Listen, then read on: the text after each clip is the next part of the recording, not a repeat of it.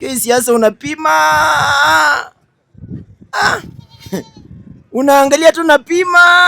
Unasema hii kitu inaweza niwache kwa matai.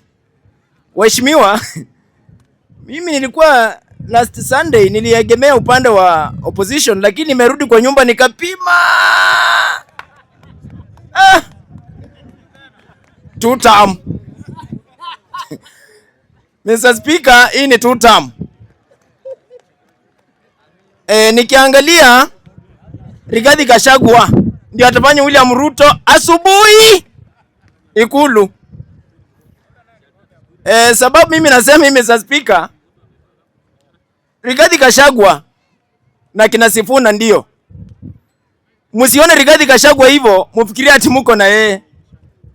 Unajua mnaweza kuwa na mtu anashabikia kitu fulani lakini unafikiria uko na yeye. Mtu mwenye anasema maneno ya mafuta. William Ruto anajua ya kwamba anaenda election 2027. Na huyo ni ndugu ya Yesu. Toka nitoke. Mimi ni nani nipinge maneno ya Mungu? Mr. Speaker.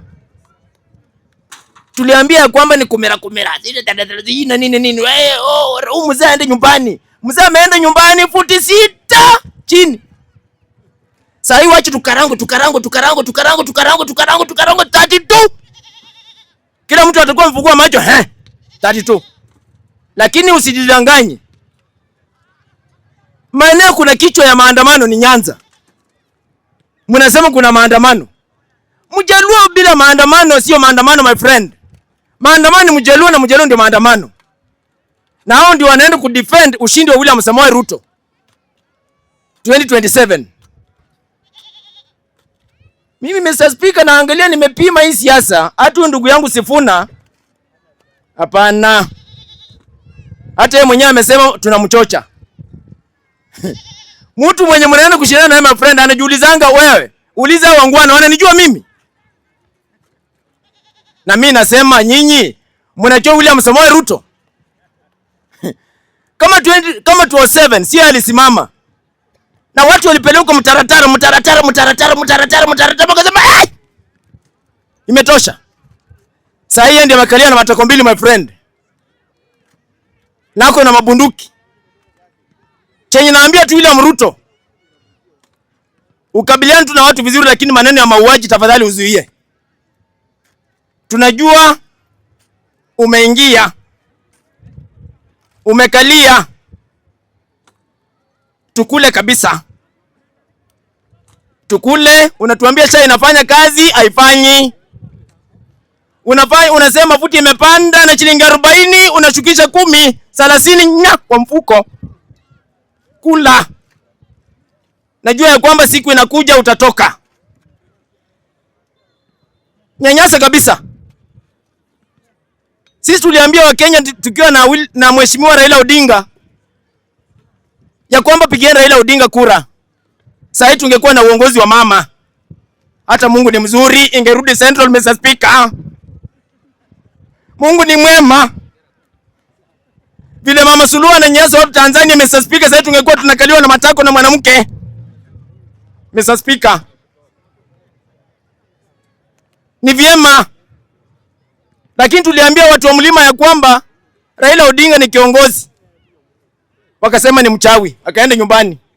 Ndugu wa Yesu William Samoei Ruto ndiye anatuambia sasa inafanya kazi na katwa pesa na hakuna. Mr. Speaker. Mr. Speaker, na katwa pesa ya manyumba nikienda ku apply nyumba mimi sipewe first kuambia Tanzania, Uganda, Ethiopia mafuta inauzwa pesa rahisi. Leo Google uniambia kama Ethiopia wako na mafuta. Fadhali hapa uko nayo. Ethiopia sasa hawana mafuta because they are not able to import hiyo mafuta. Hawana mahali ya kutoa. Ongoja next month Uganda ifanye review, mniambie kama mafuta ya Uganda itafika 300. And expect worse. As much as vita ya Irani na is it Iran and Israel and sijui what inaendelea, mafuta ya Kenya itafika 300. Na hakuna kitu mtafanya. Mtakuwa tu hapa. Itafika 300 kwa sababu Kenya hatuna mahali tuna drili mafuta, hatuna mafuta.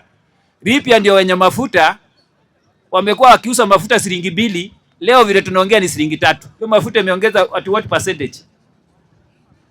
So mambo ya mafuta, it is a world crisis yenye uwezi divine ati ni mambo ya Ruto. Tukiwa hapa mzee Kibaki watu walitembea miezi 3. Nyinyi mlikuwa hapa ama mkuwa mmezaliwa hapa? Mmekumbuka time ya Kibaki watu wametembea miezi 3. Hii acha hii ya miezi 2, miezi 3. Bila magari hii Nairobi 3 months. Time ya Uhuru madaktari wameigoma 91 days.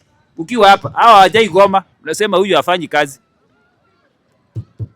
So Mr. Speaker, kuna mtu amesema hapa rais aliita some representatives wenye maybe wanaraini na kabila yake. Na mimi najua wale watu waliitwa Mombasa, na nyinyi watu wa opposition ndio mlikuwa mnauliza rais ameenda wapi instead ya kukubaliana na mambo ya crisis ya mafuta.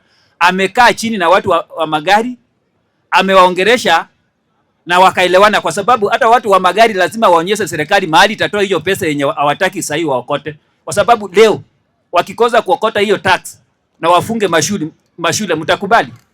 Ama wafunge hospitali? Dakika moja kiongozi. So lazima kukuwe na counterbalance. Kama serikali itaokota usuru, hiyo usuru yenye itakosa itatoka wapi? Kwa sababu usuru lazima itoke kwa wananchi. So mambo ya mafuta hiyo sio mambo ya William.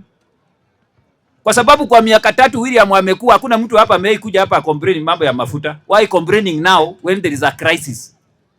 Mbona mko mnaona G2G it was not a good deal from 2022, 2023, 2024, 2025 and 2026 January ndio unakuja kwa TV kutuongeleza Kiingereza mingi unatuambia G2G is not working.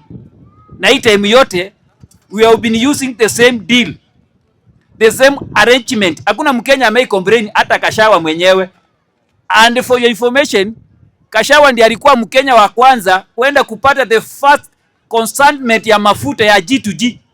Hapa leo ndiye anaenda UK kutuambia vile G2G is not working only because it's not in government. So mambo ya mafuta sio ya William. Mambo ya mafuta sisi hatuna mafuta. Expect worse. Sasa serikali ya Kenya imetumia around 28 billion kupatia wa Kenya what we call is it a subsidy ama inasema aje? Yes. Ingetoa hiyo mafuta sasa hivi mngenunua 280. Mngenunua wapi? So kama watu wengine hapa walikuwa wanaongoja mambo ya ati Gombe isemwe waende kuandamana ndio wa motivate watu wa magari ati msikubali, msiende wapi, hiyo ni siasa. Mambo ya mafuta haina siasa. Huyo Kasongo hata ukimuita Kasongo uwezi muita Kasongo kwa sababu ya mafuta ya Iran, na yeye hana mafuta. Kuna mafuta Sokoi? Ama kuna mafuta pipeline? So anybody mwenye anapinga mambo ya mafuta aende Iran atuambie huko. Thank you Mr. Speaker and I'm done.